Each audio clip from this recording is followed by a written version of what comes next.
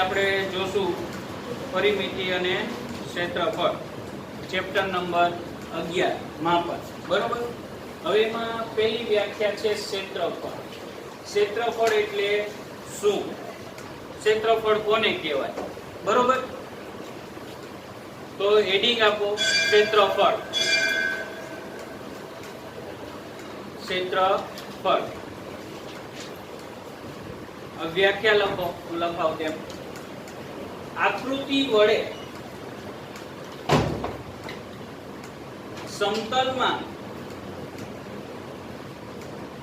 રોકાયેલી જગ્યાના,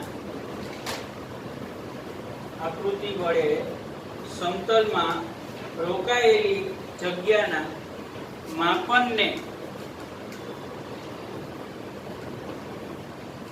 તે આકૃતિનું ક્ષેત્રફળ કહેવાય. એટલે સિમ્પલ છે. જો અહીંયા હવે આ ચોરસ છે. બરોબર. શું છે? ચોરસ. બરોબર. આ ચોરસ બંધ આકૃતિ છે. બંધ આકૃતિ એટલે શું? કે જે શિરોબિંદુઓથી શરૂઆત થઈ હોય આકૃતિની અને અંત પણ એ જ શિરોબિંદુએ થાય એને બંધ આકૃતિ કહેવાય. બરોબર. એટલે આ બંધ આકૃતિ છે. અહીંથી મેં શરૂઆત કરી હોય દોરવાની તો પાછી એ જ શિરોબિંદુએ થઈ. બરોબર. એટલે આ બંધ આકૃતિ થઈ ચોરસ. હવે આ સમતલ સપાટી છે બોર્ડ, એના ઉપર આ રોકેલી જગ્યાને, આ જેટલી એને જગ્યા રોકી તેને શું કહેશું આપણે? ક્ષેત્રફળ. ક્ષેત્રફળ શોધવા માટે આપણને કોઈ પણ બંધ આકૃતિનું માપ, લંબાઈ અને પહોળાઈની જરૂર પડે.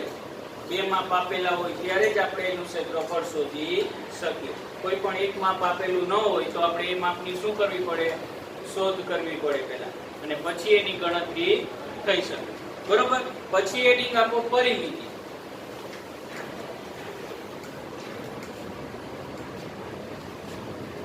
તમને બેટા વચ્ચે સવાલ કઈ લાગે તો બી પૂછજો. બરોબર. એવું નહીં કે ચાલુ છે ને આપણે સવાલ ન પૂછી શકીએ. પૂછવાના. પરિમિતિ કોઈ પણ બંધ આકૃતિની કિનારીના, કોઈ પણ બંધ આકૃતિની કિનારીના કૌંસમાં બાજુના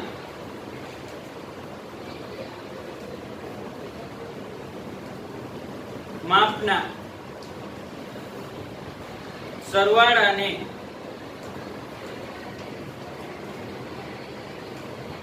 આકૃતિની પરિમિતિ કહેવાય.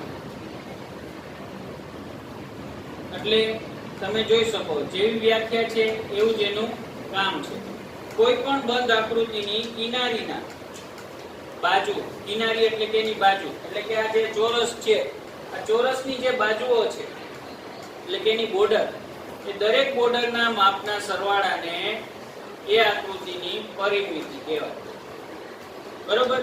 બધી જ બાજુ, જેટલી બાજુ હોય, આ ચેપ્ટર ની અંદર આપણે જો એટલી બધી બાજુ વિશે શીખવાના છીએ. બહુકોણ આવશે, બહુ બધા બહુકોણનું ક્ષેત્રફળ શોધવાનું પણ આવશે. બરોબર.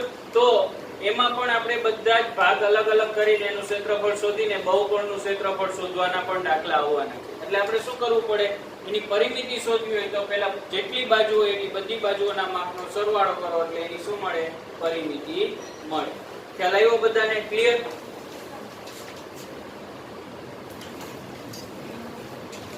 હેડિંગ આપો ચોરસ.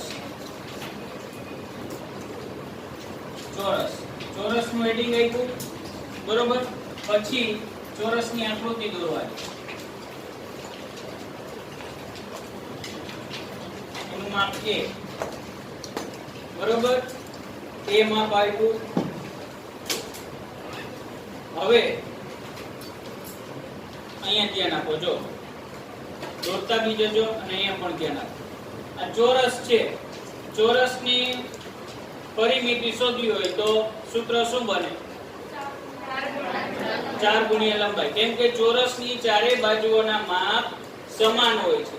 બરોબર. એટલે પરિમિતિ માટે ચોરસની ચારે બાજુઓના માપ સમાન હોય એટલે 4 ગુણ્યા લંબાઈ આપણે લખી શકીએ. ત્યાં લખવાનું કે ચોરસની પરિમિતિ બરાબર 4 ગુણ્યા લંબાઈ. બરોબર, ખ્યાલ આવ્યો? પછી ચોરસનું ક્ષેત્રફળ શોધવાનું સૂત્ર. તો ચોરસની ચારે બાજુઓના માપ સરખા છે એટલે બધી બાજુનું માપ લંબાઈ જ છે. બરોબર, એટલે લંબાઈ ગુણ્યા લંબાઈ. આપણને ક્ષેત્રફળ શોધવા માટે કોઈ પણ બે બાજુ લંબાઈ અને પહોળાઈનું માપ જોઈએ. લંબાઈ અને પહોળાઈનું માપ જોઈએ એટલે આપણને અહીંયા તો ચોરસની ચારે બાજુઓના માપ સરખા એટલે ક્ષેત્રફળ શોધવા માટે આપણે બે બાજુઓના માપ જોઈએ પાસેના.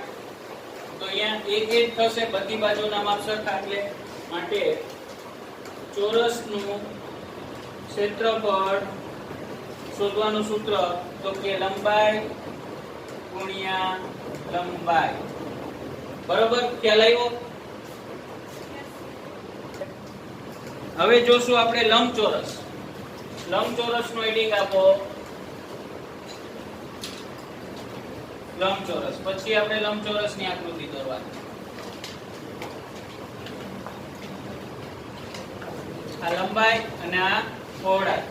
બરોબર, પહેલા અહીંયા સમજી લો પછી દોરજો. આ લંબચોરસ છે, લંબાઈ અને પહોળાઈ. આ લંબાઈ થઈ અને આ પહોળાઈ. બરોબર, લંબાઈ અને પહોળાઈ. તો લંબચોરસની પરિમિતિ શોધવાનું સૂત્ર બે કૌંસમાં લંબાઈ વત્તા પહોળાઈ. બે ક્યાંથી એવા? લંબાઈ વત્તા પહોળાઈ કેવી રીતના? તો લંબચોરસની અંદર સામસામેની બાજુઓના માપ સમાન હોય એટલે કે સરખા હોય. બરોબર, એટલે બે સામસામેની લંબાઈ છે તે માપ સરખા થશે અને પહોળાઈના માપ પણ સરખા થશે. એટલે લખવાનું કે લંબચોરસ ની પરિમિતિ બરાબર બે કૌંસમાં લંબાઈ વત્તા પહોળાઈ. બરોબર, બે કૌંસમાં લંબાઈ વત્તા પહોળાઈ. હવે એનું ક્ષેત્રફળ શોધવાનું સૂત્ર શું થશે? કેમ કે અહીંયા બે માપ આપેલા છે, લંબચોરસનું લંબાઈ અને પહોળાઈ. એનું ક્ષેત્રફળ શોધવાનું સૂત્ર કેમ કે સામસામેની બાજુઓના માપ સરખા હોય માટે લંબચોરસ નું ક્ષેત્રફળ બરાબર લંબાઈ ગુણ્યા પહોળાઈ. બરોબર, ખ્યાલ આવ્યો? લંબચોરસનું ક્ષેત્રફળ શોધવા માટેનું સૂત્ર થશે લંબાઈ ગુણ્યા પહોળાઈ. ક્લિયર બેટા? સમજ પડી? હવે આપણે સ્ટાર્ટ કરીશું ત્રિકોણ. બરોબર, ત્રિકોણનું હેડિંગ આપો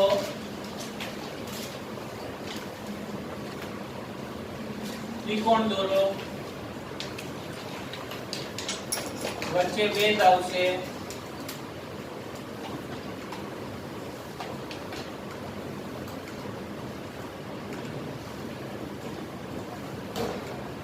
ત્રિકોણ આને શું કહેશું? ત્રિકોણનો પાયો અને પાયા ઉપરનો ભેદ. બરોબર, આપણે આગળ આ શીખી ગયા છીએ આગલા ધોરણની અંદર. તો આની અંદર આપણે ત્રિકોણનું ક્ષેત્રફળ શોધવાનું સૂત્ર શું થશે? કોને ખબર છે? ક્ષેત્રફળ પાયો ગુણ્યા ભેદ. ત્રિકોણનું ક્ષેત્રફળ શોધવાનું સૂત્ર કે 1/2 પાયો ગુણ્યા પાયા પરનો ભેદ. એટલે કે હંમેશા ત્રિકોણનું ક્ષેત્રફળ શોધવાના સૂત્રમાં એટલું યાદ રાખવાનું, જે પાયો લીધો હોય એના ઉપરનો જ ભેદ લેવાનો. પછી તમે પાયો આ લેવો ને ભેદ આ લેવો એવું ચાલે નહીં. પાયા ઉપરનો જ ભેદનો ઉપયોગ થશે. ત્રિકોણના ક્ષેત્રફળ શોધવાનું સૂત્ર 1/2 પાયો ગુણ્યા પાયા ઉપરનો ભેદ. આ બધા જ સૂત્રો તમારે મોઢે કરવાના રહેશે. આપણે આજે એક દાખલો પણ કરશું 11.1 નો. બરોબર, પછી બધા જ જે બહુકોણના એના દાખલા આવશે ત્યારે તમારે આ બધા જ સૂત્ર યાદ હશે તો એ દાખલા થશે. એટલે આપણે એ સૂત્ર બધા જ કમ્પલસરી શું કરવાના રહેશે? યાદ રાખવાના. બરોબર, હવે ત્રિકોણની પરિમિતિ શોધવાનું સૂત્ર શું થશે? કોને ખ્યાલ છે? સિમ્પલ વસ્તુ છે વિદ્યાર્થી મિત્રો. કોઈ પણ બંધાકૃતિની પરિમિતિ શોધવાની હોય તો જેટલી બાજુ હોય એટલી બધી બાજુઓના માપનો સરવાળો જ આવે. સૂત્ર યાદ ન રહે ને તો એ સિમ્પલ યાદ રહે એવું જ છે. બરોબર, એટલે પરિમિતિનું સૂત્ર તો ભૂલાય જ નહીં. ત્રિકોણની પરિમિતિ બરાબર ત્રણેય બાજુઓના માપનો સરવાળો. ત્રિકોણની ત્રણેય બાજુઓના માપનો સરવાળો. બરોબર. પછી હવે નવો ટોપિક બીજું વર્તુળ. વર્તુળ વિશે તમે થોડું જાણી ચૂકેલા જ છો. આ વર્તુળનું કેન્દ્ર અને વર્તુળના કેન્દ્રથી વર્તુળના કોઈ પણ બિંદુ સુધી લંબાવતી રેખાને વર્તુળની શું કહેવાય? ત્રિજ્યા. બરોબર. વર્તુળનું ક્ષેત્રફળ શોધવાનું હોય તો એનું સૂત્ર શું થાય? વર્તુળનું ક્ષેત્રફળ શોધવાનું સૂત્ર વર્તુળના અંદરનો ભાગ શોધવાનો છે. એટલે આ ત્રિજ્યા છે તે અહીંયા પણ લંબાઈ જશે એટલે કે વર્તુળનો વ્યાસ થાય. બરોબર. માટે વર્તુળનું ક્ષેત્રફળ બરાબર 2πr નો વર્ગ. બરોબર. સોરી, πr નો વર્ગ. πr નો વર્ગ.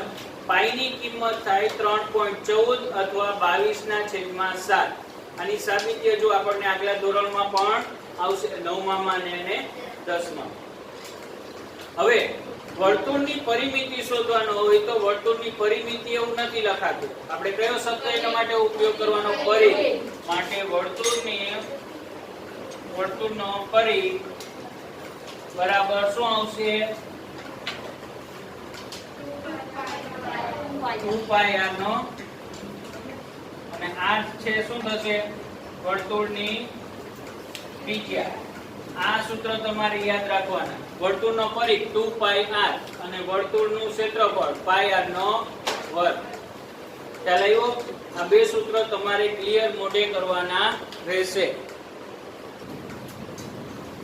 હવે હેડિંગ આપો સમાંતર બાજુ ચતુષ્કોણ. સમાંતર બાજુ ચતુષ્કોણ તો એની આકૃતિ દોરીએ.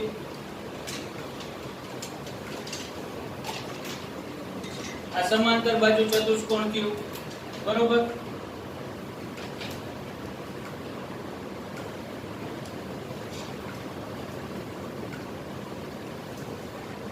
સમાંતર બાજુ ચતુષ્કોણમાં ખાસ એટલું યાદ રાખવાનું, સમાંતર સમ એટલે સરખું, સમાંતર એટલે સામસામેની બે બાજુઓ હંમેશા સમાંતર હોય.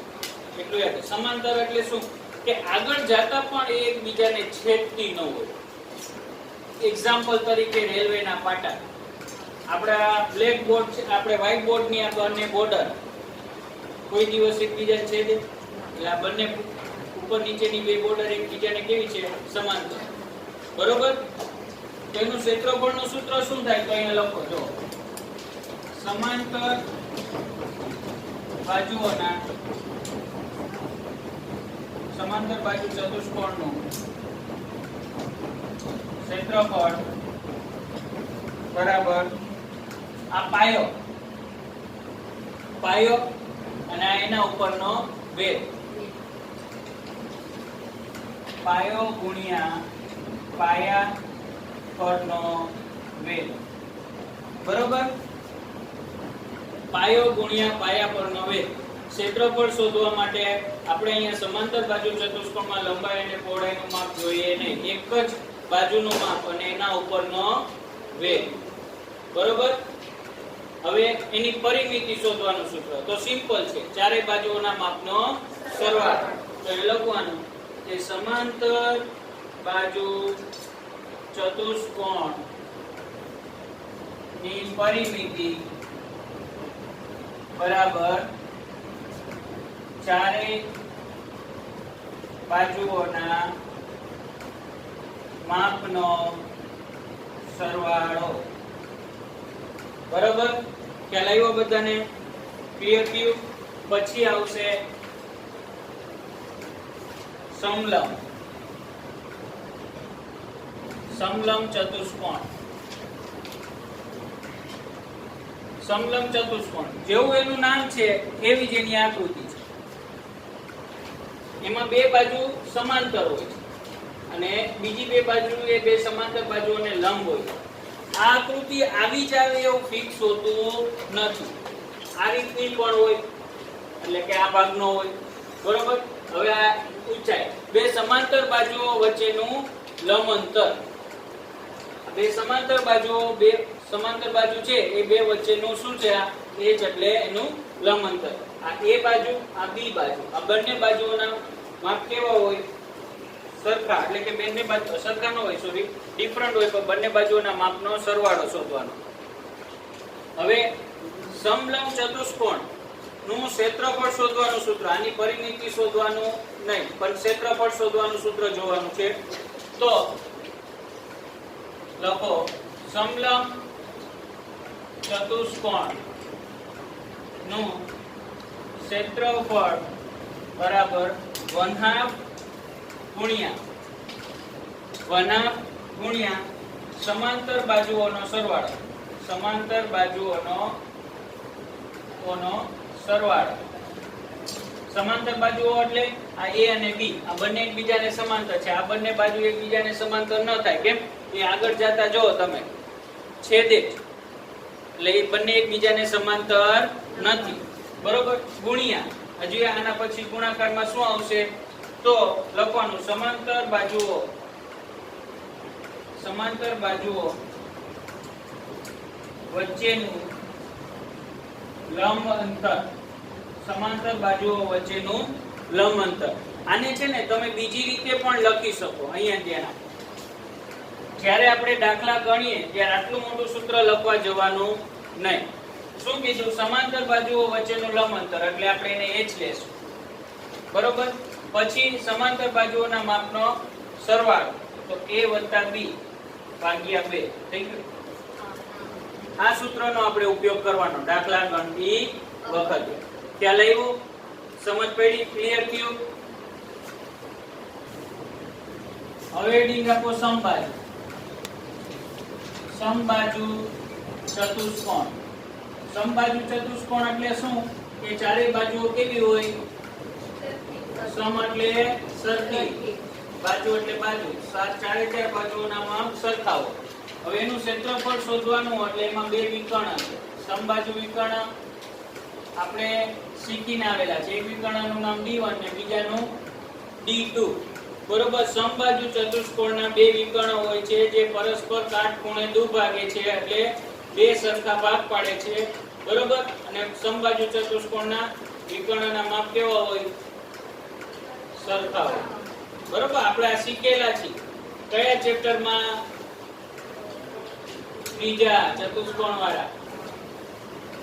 બરોબર? એનું સૂત્ર તો સમબાજુ ચતુષ્કોણ નું ક્ષેત્રફળ બરાબર 1/2 ગુણ્યા બે વિકર્ણો ના માપનો ગુણાકાર. બે વિકર્ણોના માપનો ગુણાકાર. તો વિકર્ણ કયા? તો 1/2 D1 * D2. આ બે ના વિકર્ણ છે ને, D1 અને આ D2. આ D1 છે. એટલે સમબાજુ ચતુષ્કોણનું આપણે ક્ષેત્રફળ શોધવું હોય તો એનું સૂત્ર શું? આપણે પરીક્ષા દાખલા ગણીએ ત્યારે આનો ઉપયોગ કરવાનો. 1/2 D1 * D2. D1 એટલે એક વિકર્ણ, D2 એટલે બીજું વિકર્ણ. બંને વિકર્ણના માપનો ગુણાકાર ભાગ્યા 2. ખ્યાલ આવ્યો? સમજ પડી? ક્લિયર થયું? તો હવે આપણે દાખલા જોશું.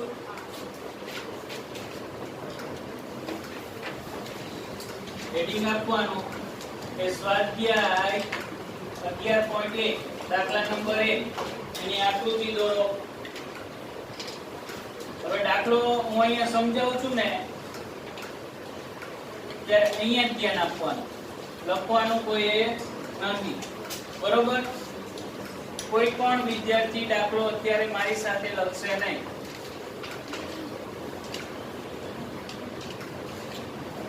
આનું બી નામ, આનું એમ નામ.